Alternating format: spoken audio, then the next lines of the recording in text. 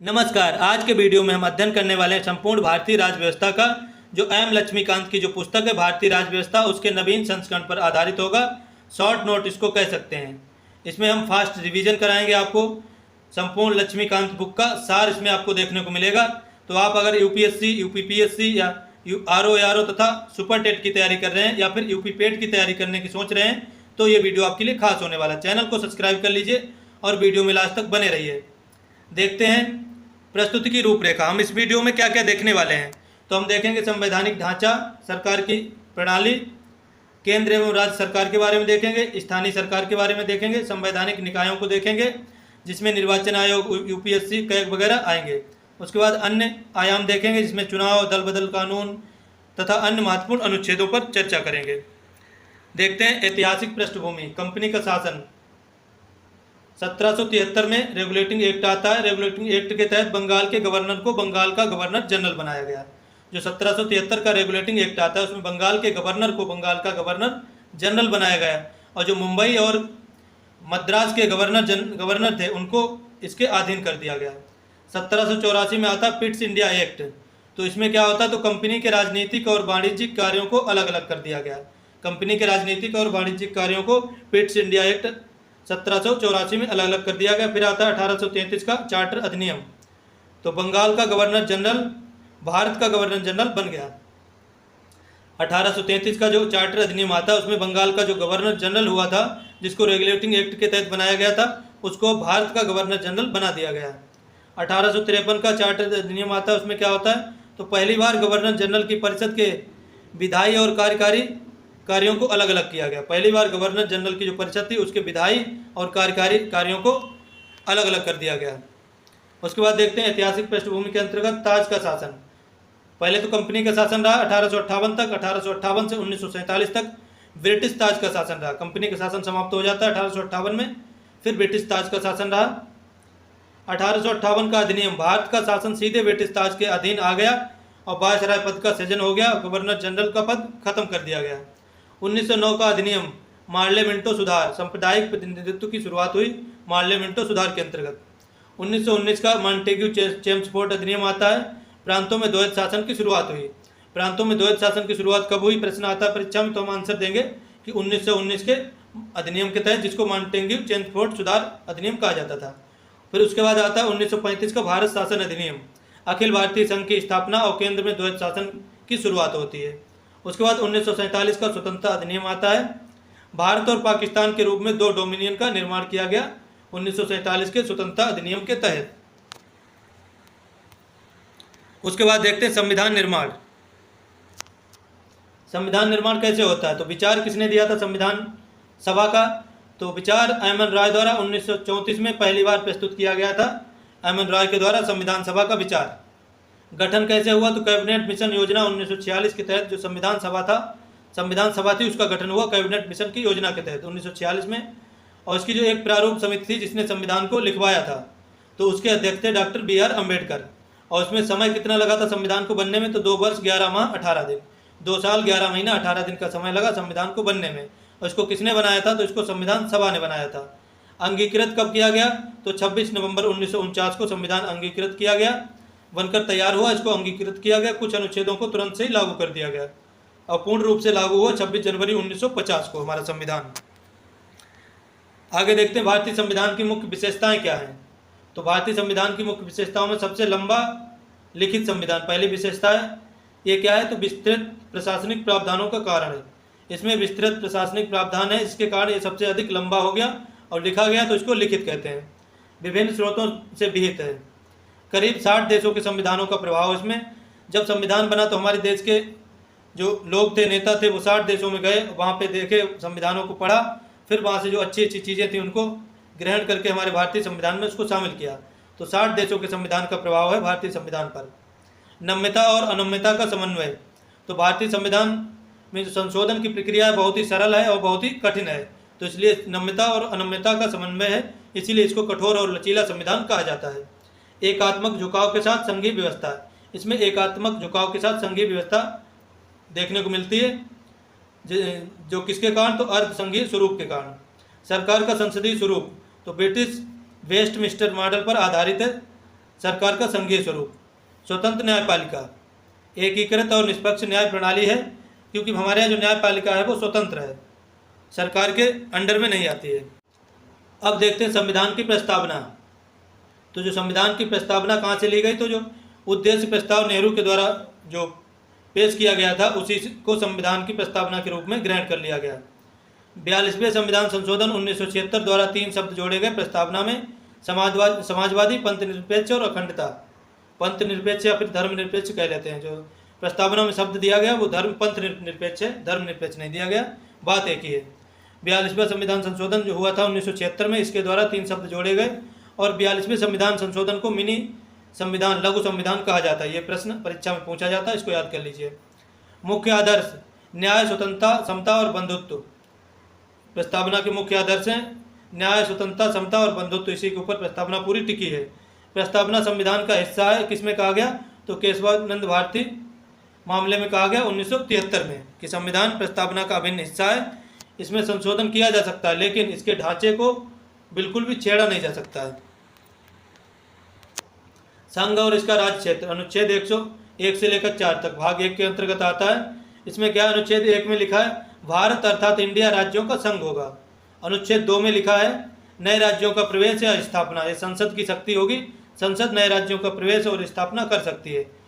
नए राज्यों का प्रवेश का मतलब होता है कोई बाहरी राज्य भारत में प्रवेश कराया जाए, तो अनुच्छेद 2 के तहत, और भारत से बाहर कोई नया राज्य बना दिया जाए, भारत की उसको भारत का हिस्सा माना जाए, तो वो अनुच्छेद 2 के अंतर्गत होगा।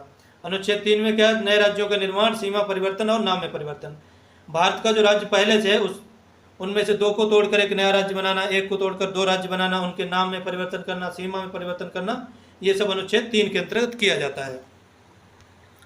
उसके बाद भाग 2 में है नागरिकता, अनुच्छेद 5 से लेकर 11 तक है। तो भारत में एकल नागरिकता का प्रावधान है। सबको पता है कि भारत में कोई व्यक्ति केवल भारत का नागरिक होता है। उत्तर प्रदेश, मध्य प्रदेश, बिहार, राजस्थान, झारखंड आदि राज्यों का नागरिक नहीं होता। भारत का नागरिक केवल भारत का नागरिक होता है, किसी राज्य का नागरिक नहीं होता है। तो भारत में एकल नागरिकता का प्रावधान है केवल। अमेरिका में जैसे दोहरी नागरिकता का प्रावधान है, अमेरिका का नागरिक अपने स्टेट का नागरिक होगा और फिर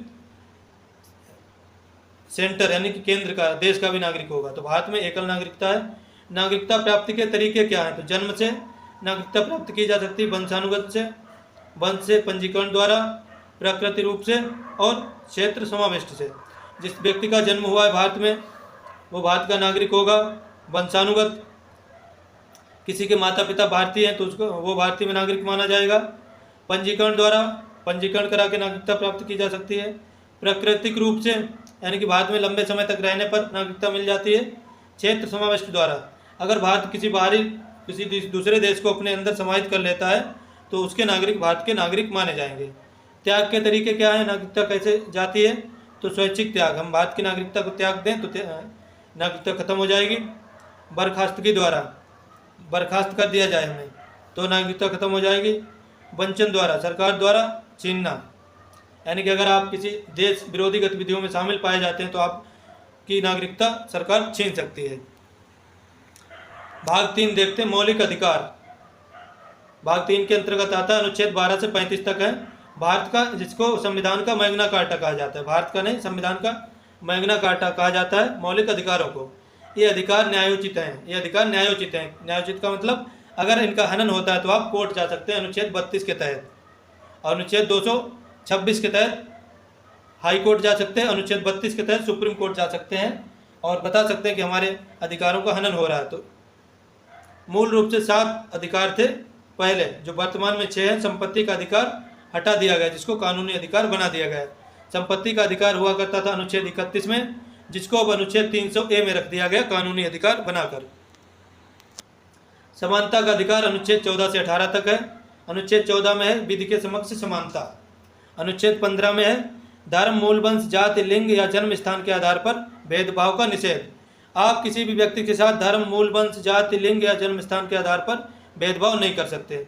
उसके बाद अनुच्छेद 16 में क्या लिखा है, लोक नियोजन में अवसर की समानता, जो भी नौकरियां होंगी उनमें सबको समान अवसर दिया जाएगा।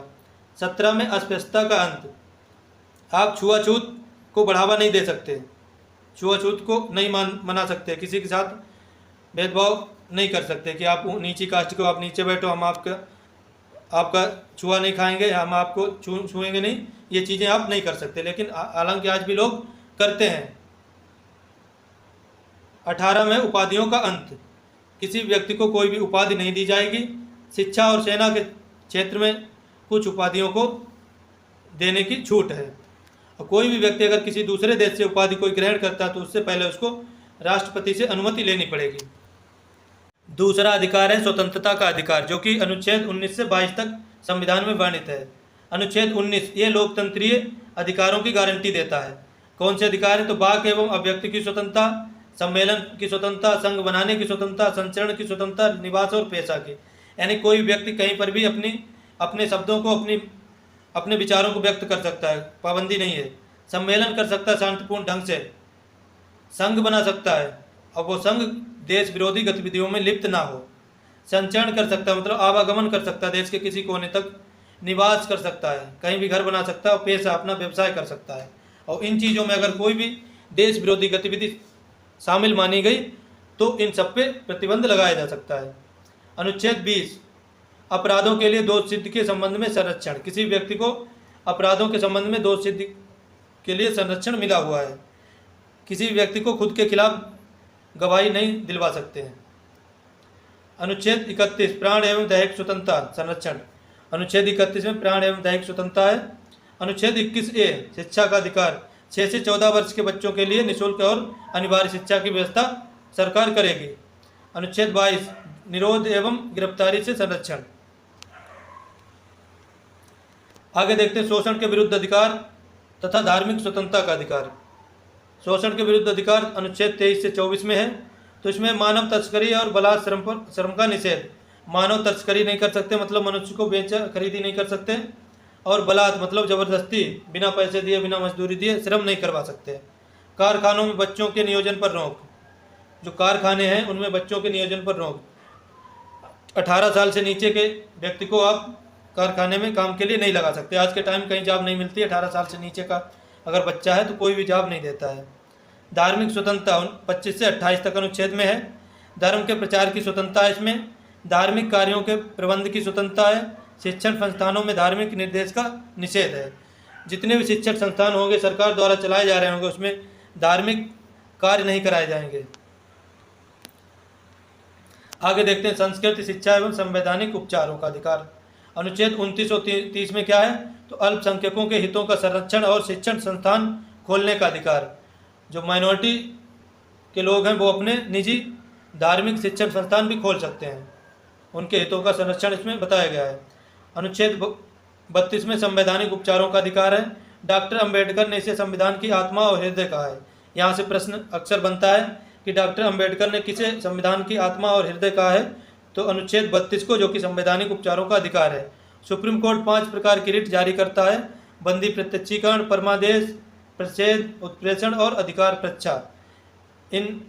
अगर आपका किसी भी अधिकार का हनन होता है तो आप सुप्रीम कोर्ट जा सकते हैं और सुप्रीम कोर्ट 5 प्रकार की रिट जारी कर सकता है। राज्य के नीति निदेशक तत्व DPSP, ये भाग 4 के अंतर्गत है। अनुच्छेद 36 से 51 में वर्णित हैं। ये गैर न्यायोचित हैं। जो अधिकार थे वो न्यायोचित थे, उनका पालन ना होने पर उनका शोषण होने पर आप कोर्ट जा सकते थे, लेकिन DPSP के लिए आप कोर्ट नहीं जा सकते। सरकार की जैसी व्यवस्था होगी वैसे इनको लागू करेगी। उद्देश्य एकल कल्याणकारी राज्य की स्थापना करना, एक कल्याणकारी राज्य की स्थापना करना DPSP का उद्देश्य है।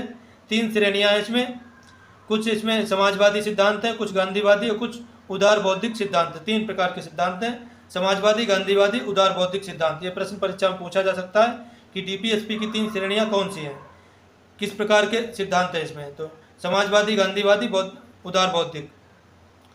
अनुच्छेद 40 ग्राम पंचायतों का गठन। अनुच्छेद 44 में समान नागरिक संहिता। यहाँ से प्रश्न आता है कि ग्राम पंचायतों का गठन किस अनुच्छेद के तहत होता है? तो अनुच्छेद 40 के तहत ग्राम पंचायतों का गठन। और UCC यूनिफॉर्म सिविल कोड किस में वर्णित है? तो अनुच्छेद 44 में वर्णित है, यूनिफॉर्म सिविल कोड। अब देखते हैं मौलिक कर्तव्य, फंडामेंटल ड्यूटीज। हमें अधिकार दिए गए हैं तो हमें उसके बदले में हमारे कर्तव्य भी हैं। भाग 4A में वर्णित है। अनुच्छेद 51A 42वें संविधान संशोधन 1976 द्वारा जोड़ा गया। भाग 4A सरदार स्वर्ण सिंह समिति की सिफारिश पर मौलिक कर्तव्य जोड़े गए। मूल रूप में 10 थे और 86वां संविधान संशोधन 2002 में 11वां मौलिक कर्तव्य जोड़ा गया। तो अब मौलिक कर्तव्य हो गए 11, पहले हुआ करते थे 10, और इनको 10 को जोड़ा गया था 42वें संविधान संशोधन 1976 द्वारा सरदार स्वर्ण सिंह समिति की सिफारिश पर। यहाँ से प्रश्न परीक्षा में बनता है कि किसकी सिफारिश पर जोड़ा गया? भाग 4A यानी कि अनुच्छेद 51A, तो सरदार स्वर्ण सिंह समिति की सिफारिश पर। अब मूल रूप में पहले कितने थे? 10 मौलिक कर्तव्य जोड़े गए थे और 86वां संविधान संशोधन होता है 2002 में, तब 11वां मौलिक कर्तव्य जोड़ा गया। ये केवल नागरिकों के लिए है, विदेशियों के लिए नहीं है।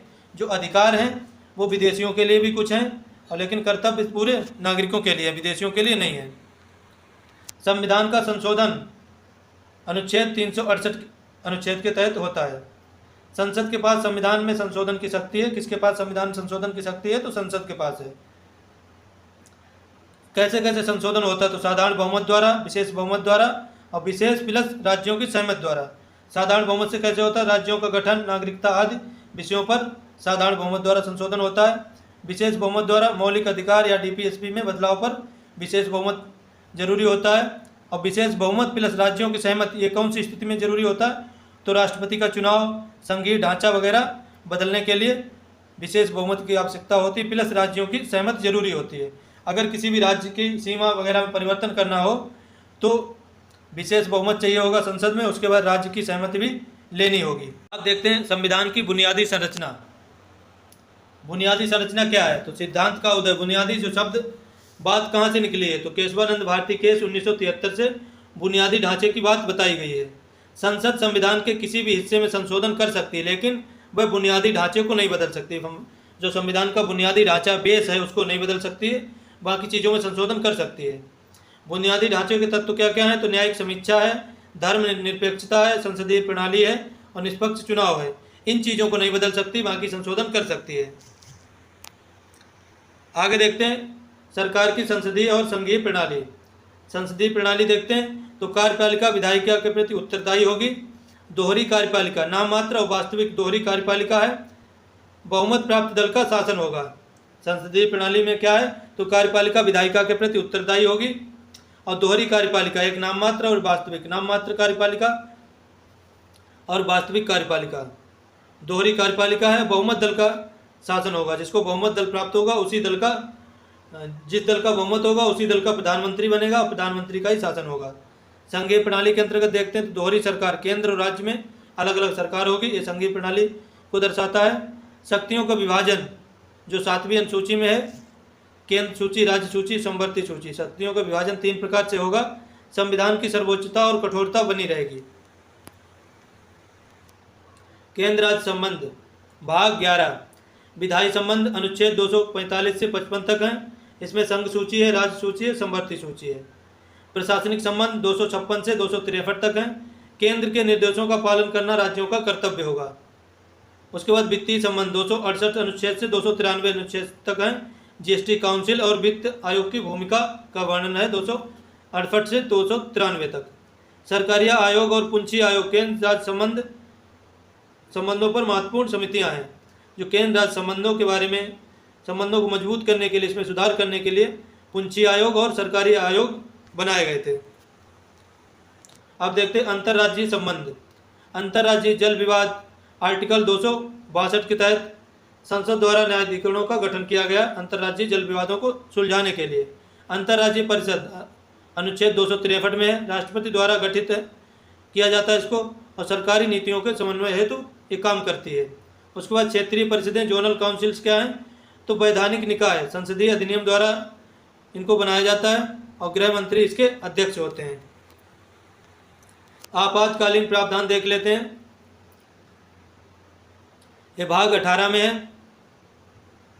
राष्ट्रीय आपातकाल अनुच्छेद 352 के तहत लगाया जाता है। जब युद्ध या बाहरी आक्रमण होता है या सशस्त्र विद्रोह होता है तब राष्ट्रीय आपातकाल लगाया जाता है।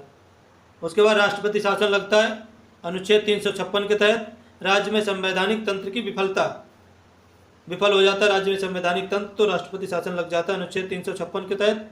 उसके बाद अनुच्छेद 360 के तहत लगता है वित्तीय आपातकाल। वित्तीय स्थिरता को खतरा होने पर वित्तीय आपातकाल लगता है, जो भारत में कभी नहीं लगा है। अब देखते हैं राष्ट्रपति संघ की कार्यपालिका। राष्ट्रपति और संघ की कार्यपालिका। राष्ट्रपति संघ की कार्यपालिका का अध्यक्ष होता है। देश का प्रथम नागरिक और संवैधानिक प्रमुख होता है राष्ट्रपति। निर्वाचन कैसे होता है राष्ट्रपति का? तो निर्वाचक मंडल के द्वारा होता है, जिसमें संसद और विधानसभाओं के निर्वाचित सदस्य मतदान करते हैं। राष्ट्रपति के निर्वाचन में संसद और विधानसभाओं के सदस्य, जो निर्वाचित सदस्य होते हैं, वो मतदान करते हैं। मनोनीत सदस्य नहीं मतदान करते हैं, क्योंकि मनोनीत सदस्य राष्ट्रपति द्वारा ही मनोनीत किए जाते हैं, तो वहाँ पे वो उसके ही पक्ष में वोट डालेंगे, तो इसलिए उनको छोड़ दिया जाता है। केवल निर्वाचित सदस्यों से वोट डलवाए जाते हैं।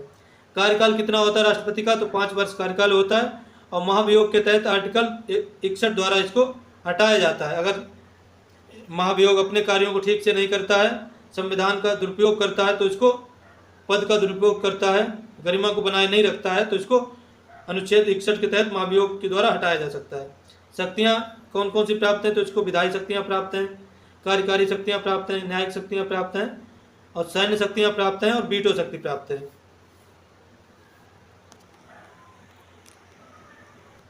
उपराष्ट्रपति देख लेते हैं, वाइस प्रेसिडेंट। तो देश का सर्वोच्च दूसरा पद है। सर्वोच्च पहला पद है राष्ट्रपति, दूसरा पद है उपराष्ट्रपति। राज्यसभा का पदेन सभापति होता है उपराष्ट्रपति, और उपराष्ट्रपति को वेतन भी राज्यसभा के पदेन सभापति के रूप में मिलता है, उपराष्ट्रपति के रूप में नहीं मिलता है। और उपराष्ट्रपति की का जो पद की व्यवस्था इसलिए की गई, ये एक वैकल्पिक व्यवस्था है। राष्ट्रपति के अनुपस्थित होने पर उपराष्ट्रपति राष्ट्रपति बन जाता है। कार्यवाहक मतलब राष्ट्रपति का काम रुकेगा नहीं, कार्यवाहक राष्ट्रपति वहाँ पर आ जाएगा, जो कि उपराष्ट्रपति होता है। और उपराष्ट्रपति का कोई काम नहीं होता है, वो राज्यसभा का पदेन सभापति होता है, उसके मीटिंग होती है, उनकी अध्यक्षता करता है। निर्वाचन कैसे होता है? तो संसद के दोनों सदनों के सभी सदस्यों द्वारा इसका निर्वाचन होता है। दोनों सदनों के सभी सदस्य वोट डालते हैं। राष्ट्रपति की अनुपस्थिति में कार्यवाहक राष्ट्रपति के रूप में कार्य करता है उपराष्ट्रपति। यानी कि वैकल्पिक व्यवस्था तैयार है। राष्ट्रपति का अगर बाई चांस देहांत हो गया या फिर बीमारी के कारण वो कार्य करने में सक्षम नहीं है, तो उपराष्ट्रपति को उसकी जगह पे बैठा दिया जाता है। प्रधानमंत्री के बारे में देख लेते हैं। प्राइम मिनिस्टर वास्तविक कार्यकारी प्रमुख, जो कार्यकारी प्रमुख होता है वास्तविक होता है प्रधानमंत्री होता है। राष्ट्रपति केवल नाम मात्र का प्रधान होता है। नियुक्ति कैसे होती है? तो राष्ट्रपति द्वारा नियुक्ति होती है बहुमत दल के नेता के रूप में। जो जिस दल को बहुमत प्राप्त होता है उसी दल का नेता प्रधानमंत्री बनता है। राष्ट्रपति इसको नियुक्त करता है, नियुक्ति पत्र राष्ट्रपति देता है। भूमिका क्या है? तो मंत्रिपरिषद का प्रमुख होता है, संसद का नेता होता है और नीति आयोग का अध्यक्ष होता है। जो मंत्रिपरिषद का प्रमुख होगा प्रधानमंत्री, संसद का नेता होगा और नीति आयोग का अध्यक्ष होगा। राष्ट्रपति और मंत्रिपरिषद के बीच संविधान की मुख्य कड़ी होगा प्रधानमंत्री। संसद पार्लियामेंट देख लेते हैं। तो संसद के 3 अंग होते हैं, राष्ट्रपति, राज्यसभा और लोकसभा। राष्ट्रपति, राज्यसभा और लोकसभा संसद के 3 अंग हैं। राज्यसभा राज्यों की परिषद होती है, इसको उच्च सदन कहा जाता है, स्थायी सदन होता है। राज्यसभा होती है जो राज्यों की परिषद होती है, उच्च सदन होता है, इसको स्थायी सदन कहा जाता है। कभी भंग नहीं होता है। 2/3 सदस्य हर 2 वर्ष में रिटायर होते हैं और नए 2/3 सदस्य आ जाते हैं। इनका सदस्य का कार्यकाल होता है 6 वर्ष का। लोकसभा जो निम्न सदन होता है, जनता का सदन होता है, और इसका कार्यकाल होता है 5 वर्ष। हर 5 वर्ष में ये भंग हो जाता है, नई सरकार चुन के आती है फिर से। अब देखते हैं सदनों की संरचना। जो संसद के 2 सदन है, लोकसभा और राज्यसभा, उनकी संरचना देखते हैं। तो बड़ा सदन होता है, उच्च सदन होता है राज्यसभा। इसमें अधिकतम 250 सदस्य होते हैं, जिनमें से 12 सदस्य राष्ट्रपति द्वारा मनोनीत किए जाते हैं, जो कला, विज्ञान, साहित्य वगैरह में निपुण होते हैं। यानी कि इसमें 12 सदस्य जो कलाकार होते हैं उनको राष्ट्रपति नियुक्त करता है। लोकसभा में अधिकतम 552 सदस्य हो सकते हैं, लेकिन वर्तमान में 543 सदस्य हैं। और लोकसभा में भी 2 सदस्य राष्ट्रपति मनोनीत कर सकता था, जो एंग्लो इंडियन समुदाय के होते थे, जो कि अब उस प्रावधान को खत्म कर दिया गया है। अब कोई भी एंग्लो इंडियन सदस्य लोकसभा में मनोनीत नहीं होता है। पहले हुआ करते थे 2 सदस्य। राज्यसभा राज्यों का प्रतिनिधित्व करती है, लोकसभा संपूर्ण भारत की जनता का प्रतिनिधित्व करती है। जो राज्यसभा राज्यों का प्रतिनिधित्व करती है और जो लोकसभा है वो जनता का प्रतिनिधित्व करती है। लोकसभा को जनता का सदन कहा जाता है। उच्चतम न्यायालय देख लेते हैं। सुप्रीम कोर्ट के बारे में, संविधान का संरक्षक और अंतिम व्याख्याता कहा जाता है सुप्रीम कोर्ट को। सुप्रीम कोर्ट ने अंतिम व्याख्या जो कर दी वही अटल है। नियुक्ति, जिसमें जो जज होते हैं उनकी नियुक्ति कैसी होती है? तो कॉलेजियम प्रणाली द्वारा राष्ट्रपति नियुक्ति करते हैं जजों की। क्षेत्राधिकार क्या है? तो मूल, अपीलीय और सलाहकार क्षेत्राधिकार है। राष्ट्रपति सुप्रीम कोर्ट से अनुच्छेद 143 के अंतर्गत सलाह ले सकते हैं। अभिलेख न्यायालय कोर्ट ऑफ रिकॉर्ड के रूप में कार्य करता है। यानी कि अभिलेख न्यायालय की बात करें तो क्या होता है कि सुप्रीम कोर्ट ने जो बात कह दी उसको सुरक्षित करके रख लिया जाता है और देश के जो भी हाई कोर्ट है उसमें उसी बात को लागू किया जाता है। जो सुप्रीम कोर्ट ने व्याख्या कर दी किसी भी चीज़ की, उसको हर राज्य में फॉलो किया जाता है, वो एक विधान नियम बन जाता है। उसके बाद राज्य कार्यपालिका, राज्यपाल और मुख्यमंत्री देखते हैं। तो राज्यपाल के बारे में देखते हैं। तो राज्य का संवैधानिक प्रमुख होता है, राष्ट्रपति द्वारा इसकी नियुक्ति की जाती है। केंद्र और राज्य के बीच की कड़ी होती है, जो केंद्र और राज्य के बीच की कड़ी होती है राज्यपाल, जिसको अंग्रेजी में गवर्नर कहते हैं। उसके बाद मुख्यमंत्री, सीएम, चीफ मिनिस्टर, राज्य का वास्तविक प्रमुख होता है और राज्यपाल द्वारा इसकी नियुक्ति की जाती है। और राज्य मंत्रिपरिषद का प्रमुख होता है और बहुमत दल का नेता होता है। राज्य में जिस दल को बहुमत प्राप्त होता है तो राज्यपाल उसी दल के नेता को मुख्यमंत्री नियुक्त कर देता है। अब देखते हैं राज्य विधानमंडल। एक सदनीय विधानमंडल, द्विसदनीय विधानमंडल, दोनों तरह की व्यवस्थाएं हैं। कुछ राज्यों में केवल विधानसभा है, कुछ राज्यों में विधानसभा और विधान परिषद दोनों है। जिसे जहाँ केवल विधानसभा है वो एक सदनीय विधानमंडल होगा, जहाँ विधानसभा विधान परिषद दोनों है वो द्विसदनीय विधानमंडल होगा। जैसे हमारा उत्तर प्रदेश द्विसदनीय विधानमंडल है। द्विसदनीय वाले राज्य वर्तमान में 6 हैं, जैसे यूपी, बिहार, महाराष्ट्र, कर्नाटक, आंध्र प्रदेश और तेलंगाना। इन 6 राज्यों में द्विसदनीय विधानमंडल हैं और बाकी सभी में एक सदनीय विधानमंडल है। वहाँ पे केवल विधानसभा है। यूपी, बिहार, महाराष्ट्र, कर्नाटक, आंध्र प्रदेश और तेलंगाना में विधानसभा और विधान परिषद दोनों हैं। विधान परिषद होता है उच्च सदन, विधानसभा होता है निम्न सदन। केंद्र में लोकसभा और राज्यसभा की तर्ज पे होते हैं। और विधान परिषद के सदस्य का कार्यकाल होता है राज्यसभा की तरह 6 वर्ष का, और विधानसभा के सदस्य का कार्यकाल होता है लोकसभा की तरह 5 वर्ष का। और विधान परिषद की तरह, विधानसभा की तरह, राज्यसभा की तरह विधान परिषद कभी भंग नहीं होती है। विधानसभा का कार्यकाल 5 वर्ष का होता है, विधान परिषद का कार्यकाल स्थायी होता है, वो कभी भंग नहीं होती। और सदस्य का कार्यकाल होता है 6 वर्ष का, और हर 2 वर्ष में नए सदस्य आते हैं, 2/3 और पुराने जाते हैं। और विधान परिषद स्थायी सदन है। यानी कि अगर हम कहें केंद्र में जो राज्यसभा है वही राज्य में विधान परिषद है, केंद्र में जो विधानसभा है, केंद्र में जो लोकसभा है वही राज्य में विधानसभा है। ऐसे याद रखिए। उच्च न्यायालय और अधीनस्थ न्यायालय के बारे में देखते हैं।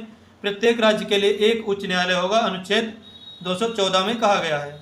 रिट जारी करने की शक्ति 226 अनुच्छेद के तहत मौलिक अधिकारों के उल्लंघन होने पर उच्च न्यायालय रिट जारी कर सकता है अनुच्छेद 226 के तहत, और सुप्रीम कोर्ट जारी कर सकता है अनुच्छेद 32 के तहत।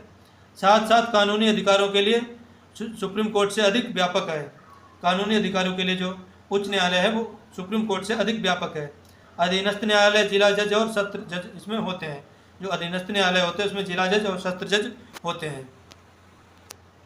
पंचायती राज, 73वां संविधान संशोधन 1992 द्वारा पंचायती राज व्यवस्था को लाया जाता है।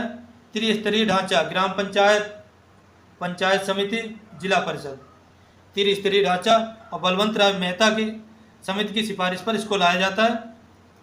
भाग 9 और 11वीं अनुसूची में वर्णित है, उसमें 19 विषय हैं। महिलाओं के लिए 1/3 सीटों का आरक्षण अनिवार्य है ग्राम पंचायतों में। और ग्राम सभा पंचायती राज की नींव है। सबसे निचला स्तर है ग्राम सभा, जो पंचायती राज की नींव है। गांधी जी इसको लागू करवाना चाहते थे, ये लाना चाहते थे, लेकिन तब तक उनका देहांत हो गया और बाद में समझा गया कि ये चीज़ें ज़रूरी हैं, तब फिर इसको लाया गया। उसके बाद 74वां संविधान संशोधन होता है 1992। इसमें नगर पालिकाओं की स्थापना की जाती है। शहरी स्थानीय सरकार के लिए संवैधानिक दर्जा इसे मिलता है। और भाग 9A और 12वीं अनुसूची, और इसमें 18 विषय हैं। नगर पालिकाओं को 18 विषय दिए गए हैं, और जो ग्राम पंचायतों को कितने विषय दिए गए हैं? 29 विषय। ग्राम पंचायतों को 29 विषय, नगर पालिकाओं को 18 विषय। 3 प्रकार के निकाय होते हैं, नगर पंचायत, नगर परिषद और नगर निगम। नगर पंचायत, नगर परिषद या फिर नगर पालिका कह सकते हैं, नगर निगम।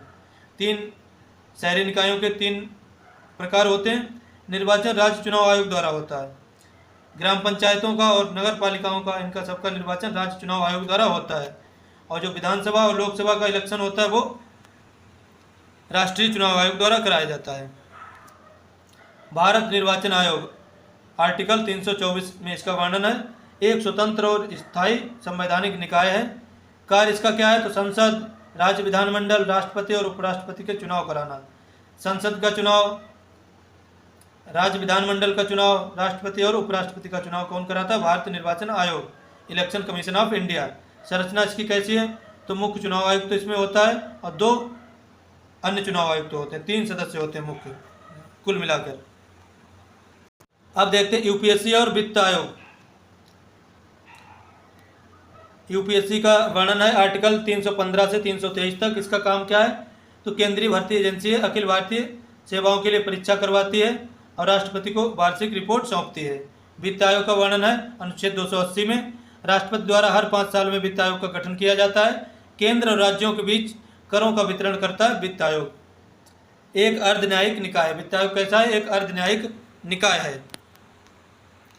अब देखते हैं भारत का नियंत्रक एवं महालेखा परीक्षक कैग के बारे में। अनुच्छेद 148 में इसका वर्णन है। सार्वजनिक धन का संरक्षक इसको माना गया है। कार्य इसके क्या है? तो केंद्र राज्यों के खातों का ऑडिट, लेखा परीक्षा करता है। केंद्र राज्यों के जो खाते हैं उनका देखरेख, जांच पड़ताल करता है। रिपोर्ट राष्ट्रपति को सौंपता है। रिपोर्ट किसको सौंपता है? तो राष्ट्रपति को रिपोर्ट सौंपता है, जो इसे संसद के सामने रखते हैं। राष्ट्रपति को ऑडिट करके रिपोर्ट सौंप देता है, जो संसद के सामने रखी जाती है।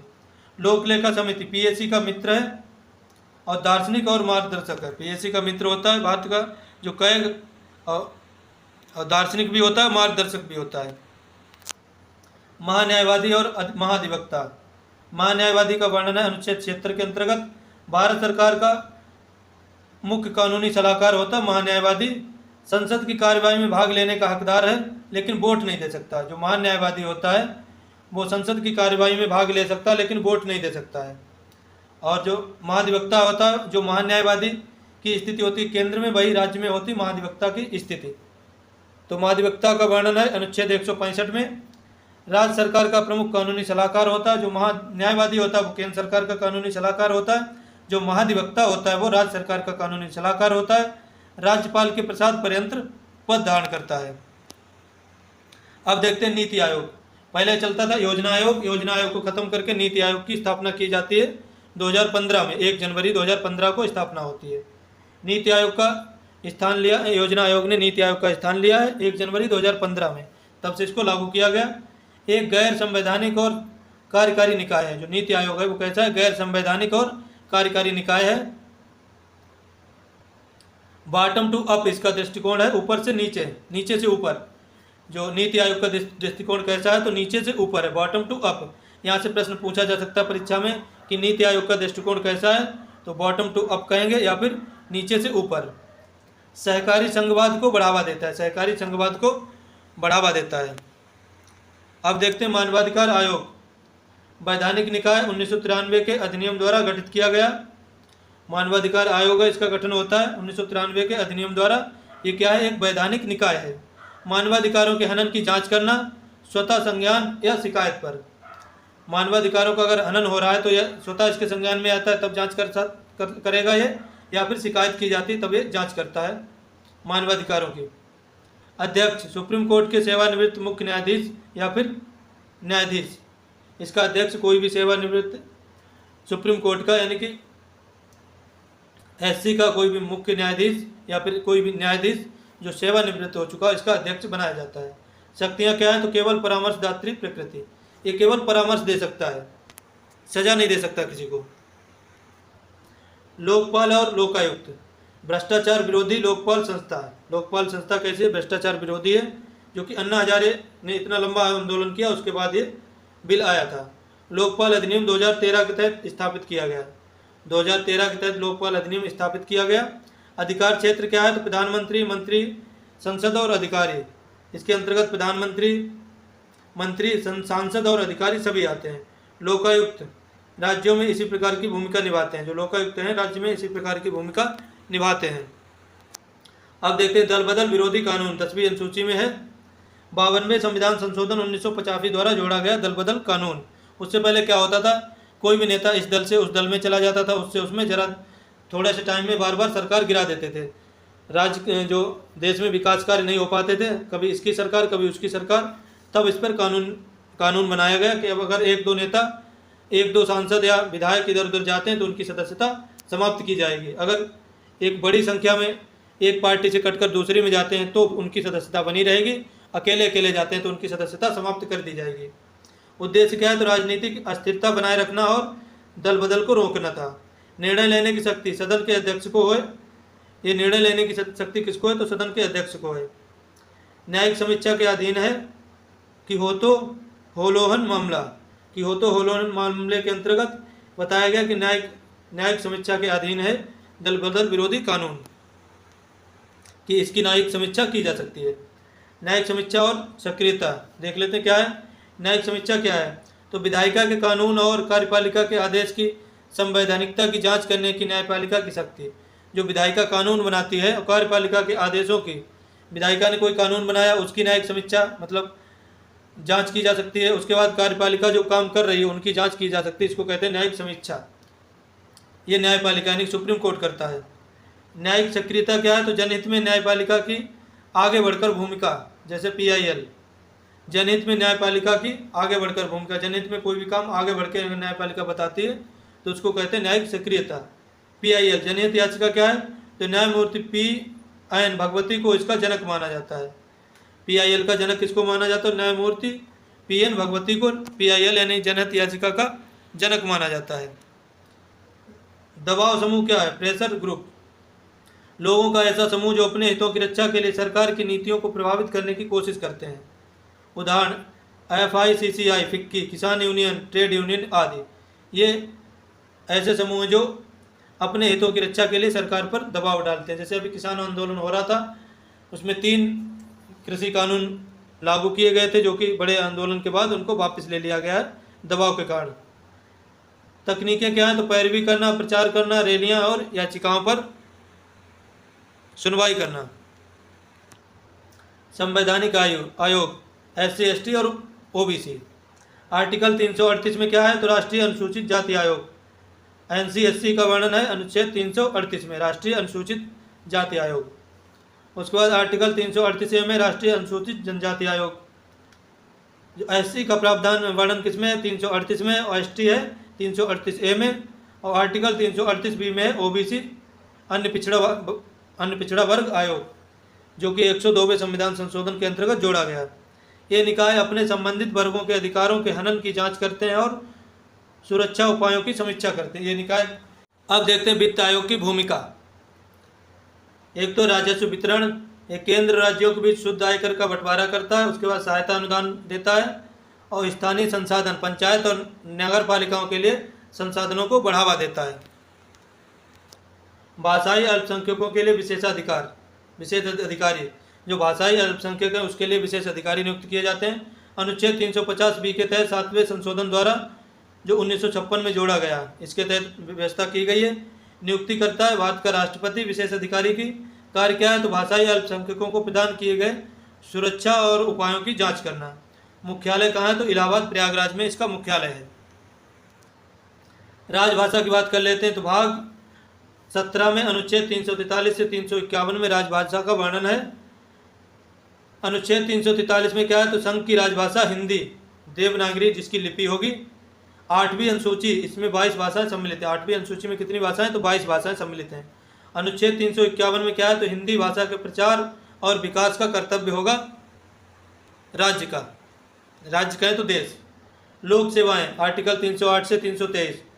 अखिल भारतीय सेवाएं, IAS, IPS, IFOS, केंद्र और राज्य दोनों के लिए अनुच्छेद 308 से 323 के तहत है। भारतीय अखिल सेवाएं केंद्र के लिए अलग हैं, राज्य के लिए अलग हैं।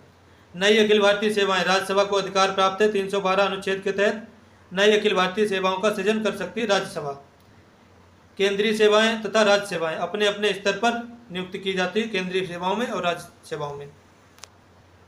राज्यों के लिए विशेष प्रावधान अनुच्छेद 371 के अंतर्गत हैं।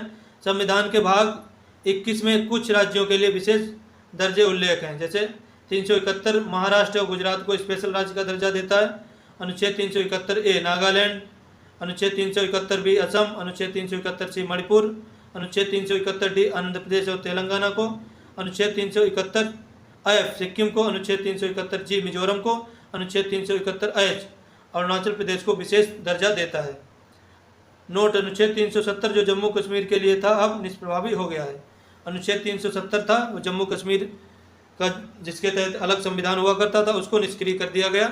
उसके बाद जम्मू कश्मीर और लद्दाख को 2 अलग अलग यूटी में बांट दिया गया है। अब देखते हैं महत्वपूर्ण संवैधानिक संशोधन।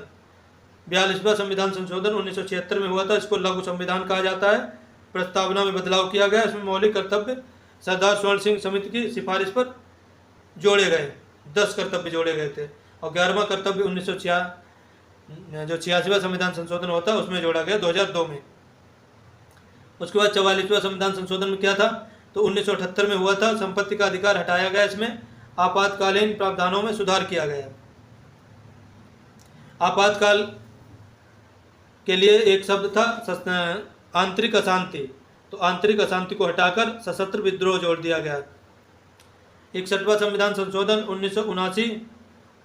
1989, इसमें मतदान की आयु को 21 से घटाकर 18 कर दिया गया। 101वां संविधान संशोधन था, इसमें जीएसटी को लाया गया। 103वां संविधान संशोधन, इसमें ईडब्ल्यूएस आरक्षण, इकोनॉमिकल वीकर सेक्शन, यानी कि जो जनरल वर्ग के लोग हैं उनका अगर 8 लाख से आय कम आए सालाना तो उनको ये आरक्षण दिया जाता है, 10% इसमें रखा गया है। निष्कर्ष देख लेते हैं। तो भारतीय राज्य व्यवस्था एक जीवंत दस्तावेज है, ये समय की आवश्यकताओं के अनुसार बदलता है लेकिन अपने मूल संवैधानिक आदर्शों को हमेशा अक्षुण्ण रखता है। यानी कि यहाँ पे ढांचे की बात कही, बदलता रहता है लेकिन इसका ढांचा है वो अक्षुण्ण रहता है। एम लक्ष्मीकांत की इस पुस्तक इन अवधारणाओं को समझने का सर्वोत्तम आधार प्रदान करती है। आशा करता हूँ आपको वीडियो पसंद आया होगा। चैनल को सब्सक्राइब कर लीजिए और जुड़े रहिए हमारे साथ अपने ज्ञान को बढ़ाने के लिए।